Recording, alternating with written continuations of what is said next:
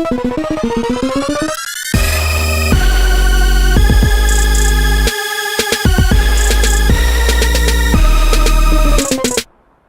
up, guys? Welcome back to Shawn and Richard Save the Industry. I'm Richard. I'm Shawn. And today we're going to be talking about games as a service. So pretty much any game that either is released free or isn't a full $60 game and is more of a living game that they or games that you pay a monthly subscription for. Yeah. Or also fucking Game Pass on Xbox's games as a service. Yeah.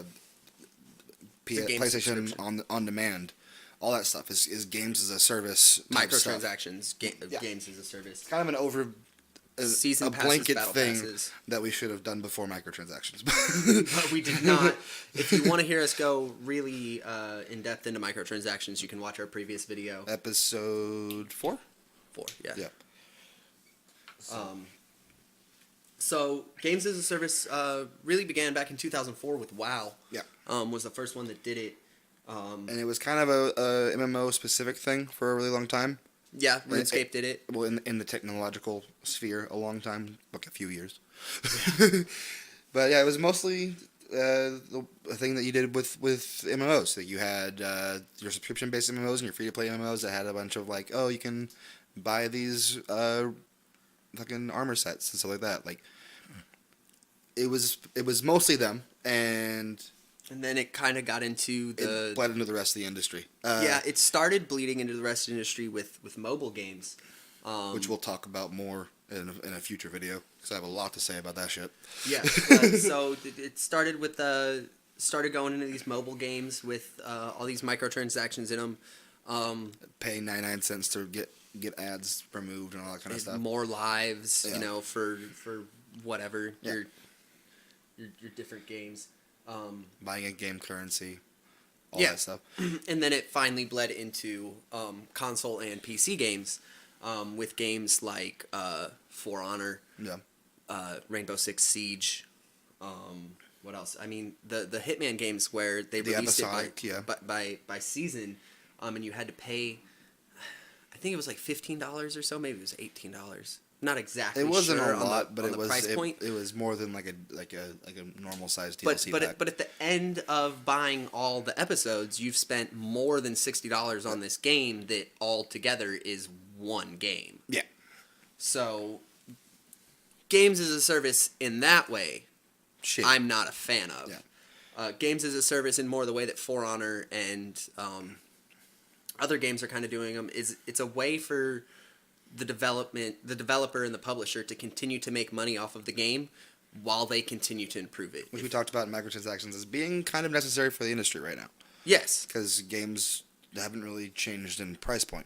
Yes. So if you look at For Honor, when For Honor launched, had a huge launch, and then there were a bunch of problems. They were having server issues, this, that, the other thing, and it kind of fell off. Yeah. And now it's kind of built back up because with the fact that it's a game as a service and the people that did continue to play it continued to buy things in the game and buy the season passes and stuff, they were able to put in a lot of work and actually fix the game and still add new content to the game. And also, they already sunk a lot of man hours into making the game to begin with, so they weren't going to just let that... They weren't just going to let it die. Yeah.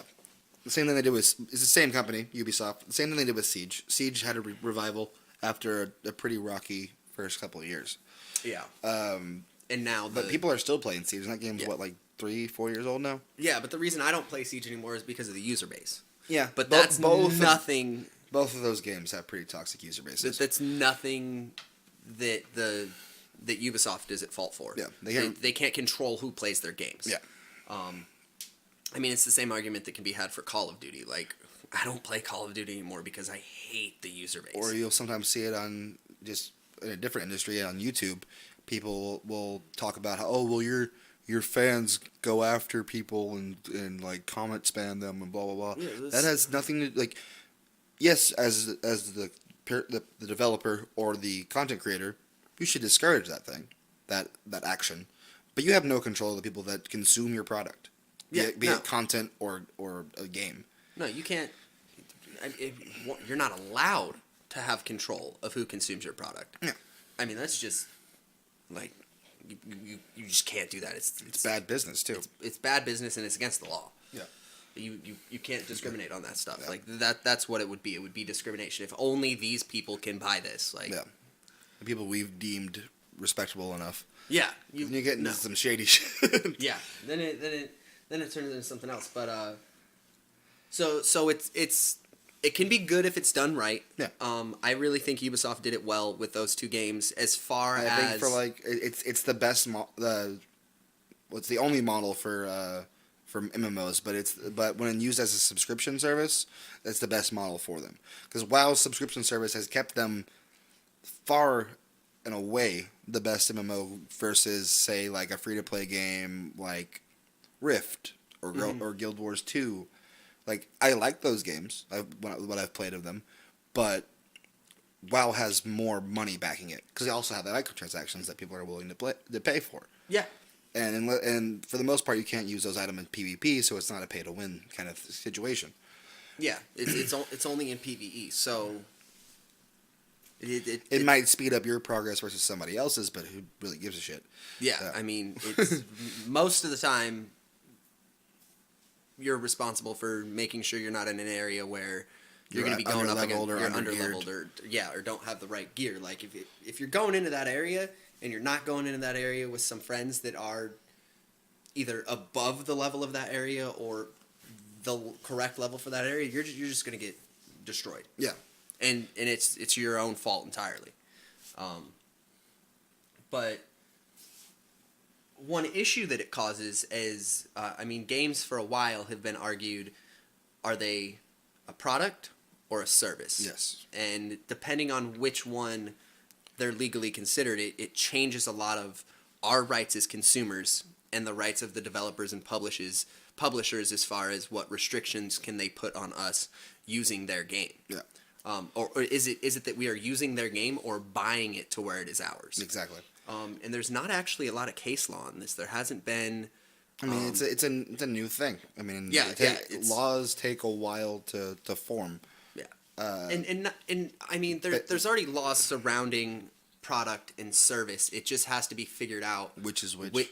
Which one is it? Yeah. And is it, depending on the type of game that you put out, can it be different? Yeah.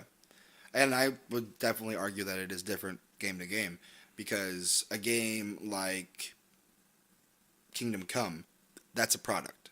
Yeah, that was a product. I paid for that game. There's no multiplayer. There's not a subscription. I'm not paying for a season pass or anything like that. If they put out any DLC that I want, that they charge for, I'll pay for it. But then I own the DLC. Same with like Skyrim. That's a product. Yeah, even though Skyrim did have a season pass, it was basically, hey, pay for all the DLC up front. Yeah, which is another part of it that I don't see a problem with it existing, but as a person and who I am, I would say don't do that as a consumer. You're pre-ordering your DLC. Yeah. It's just don't pre-order your games. Yeah. So you don't know if it's good yet, and if you don't know if something's good, you shouldn't purchase it. Yeah, and it perpetuates bad products. Yeah. So I remember there was a big uproar. Like, it was kind of a drop in the pan for the time, but within the people that played the game, when Hearthfire, the first DLC that came out for Skyrim came out, people were pissed. People that bought season passes for that game were pissed because they bought a season pass to have all these DLCs come in. The first thing you give us, here, build some houses. Yeah. Which, don't get me wrong, I enjoyed being able to do that. It was that's one of the things I liked. I liked the settlement system in Fallout 4 too, but it seems from that standpoint of I bought the season pass and now this is the first thing you give me. It gives you buyer's remorse. They really made up for it though. Yeah. Dawnguard and Dawnguard was amazing. And Dragonborn are both really good DLCs. Yeah, they were good. I enjoyed the hell out of both of them. Yeah. Like a lot.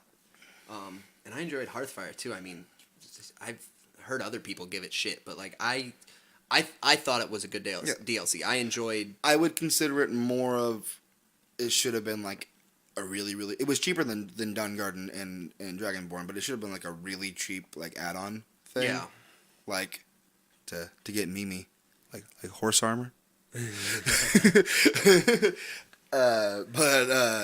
Where'd the horse armor go in Skyrim, by the way? We never got that. No. I had it in Oblivion. I wanted it. I wanted it because I wanted to be able to craft it. You can mod it in. That's true.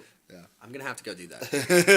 As soon as it's over. Go play Skyrim again for the 98th time. But 98th time. I have like 1,200 hours in that game. Yeah. Jesus. I don't even want to know how many hours I have in that game.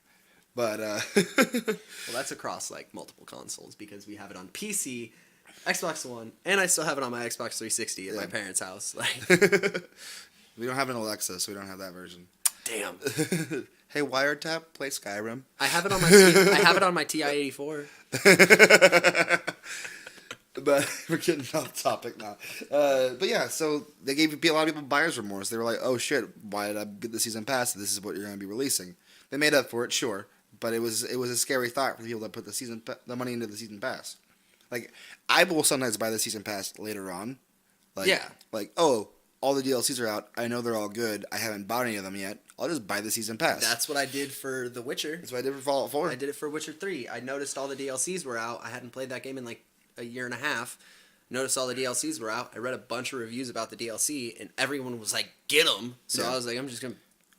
I guess it's pay a little less for them. Kind of the point of this whole show is just be a more informed consumer, because when you like, it's not always gonna be like the thing that happens for everybody, because of the fact that we still have parents and like grandparents buying games for kids. Yeah, like bad shit's gonna get bought, but it's gonna happen. But we can control it. People to some bought point. Fallout 76. I mean, come on. But like for games as a service, like it's a necessary part of the industry. Like it's gonna continue to be a thing. The same with like a part of it, microtransactions, because developers need to be able to get their money's worth. They have people to pay that have families, and I want the people that.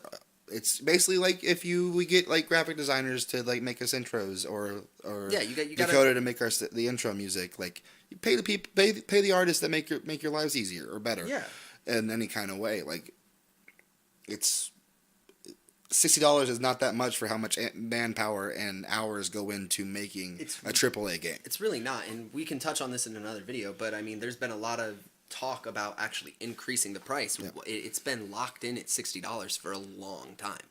Which I know why they haven't done it. I mean, it would hurt the industry because I mean, when you're buying games for kids, like $60 is already kind of a lot to be spending on like every year for your kids and buying multiple games every year.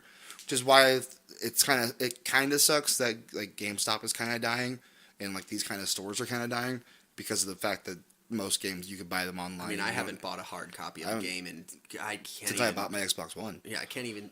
Yeah, no. I remember I got my Xbox One, and I bought a couple hard copies when I did that. Yeah, but I haven't bought one since then. No, I bought the last hard copy game that I bought was Grand Theft Auto 5 for my Xbox One, and it had to install for like 2 hours. About Dark Souls 2, 3, and Mad Max. All of my Xbox One. yeah. I remember. The only one of those I didn't enjoy was Dark Souls 2. Oh yeah, we'll definitely. Mad Max isn't by no means a good game, but it was fun. So, games as a service, if done right, not a bad thing. There's a lot of ways to do it wrong. Yeah, absolutely. And the main reason I want to talk about this, the main issue that I have with it, is the more they do games as a service, the less developers make single player like big games. You get a few of them every year, but there's less and less of them every year. Like the single player experience used to be the main draw. It was the only draw. I love my single player games. Yeah. Don't get me wrong, I love multiplayer games too, but I like being competitive just as much as the next person, but like I like immersing myself into a world, into a role, and just like the escapism of games is why I play them. Just to not that I don't like being myself, but to not be myself. I love being the Dragonborn, the hero of Kvatch. I love, being Geralt of Rivia. Yeah, being out in the wasteland. Or Arthur, what's his last name? Morgan. Arthur Morgan. Like those are Or playing the combined cast of Grand Theft Auto 5. Like those are all really fun experiences, and we're seeing that less and less Like, hell, yeah, Rockstar just released Red Dead 2, but they haven't... I don't even know if they've announced another Grand Theft Auto game because they're still making a shitload of money off of GTA 5 Online. Oh, yeah, so much money. And, I mean, they're doing that with Red Dead, too. I mean, the beta for the online service is out. It might be ended by the time this video is released, but currently, I mean, I could go get on my Xbox right now and play the online beta. Yeah. So they're going to be putting out online for Red Dead as well. And which means we'll probably... This is going back to WoW, but Blizzard used to make Warcraft. It was a real-time strategy game that was fucking awesome, for one. But once World of Warcraft really took off, they have not even said that they are even going to touch the idea of making another Warcraft game. Yeah. Because why the fuck would they? They're making bank off of WoW. Yeah. So it's just something I wanted to talk about. Just pay attention to what they're doing, and buy single-player games. Yeah, please. Because the less people buy them, the more likely they are to disappear. Yeah, and I like my games as a service in certain aspects. Some of them that are done well. My thing is, I'm not saying I want it to stop. No, it's fine that it exists, but if it becomes the only thing, this show ends because I stop being a gamer. Yeah, probably me too. After a certain point. Because I mean I like multiplayer games, but that can't be the only reason I bought a $200 $300 console. Yeah. Or, no. I mean, I'll probably play PC games because Steam's free. So I need a computer for other shit too. That's where we're at on games as a service. We'll probably end up doing another episode on this eventually. Yeah, long time down the road. Kind of update it. We'll do episodes on more detailed episodes on individual pieces of what make up games as a service. Yeah, for sure. Just kind of wanted to touch on just the whole idea, just to touch on it, do something. Yeah. Doing videos to do videos because we like fucking making them, which is the only reason to make them at this point. Yeah.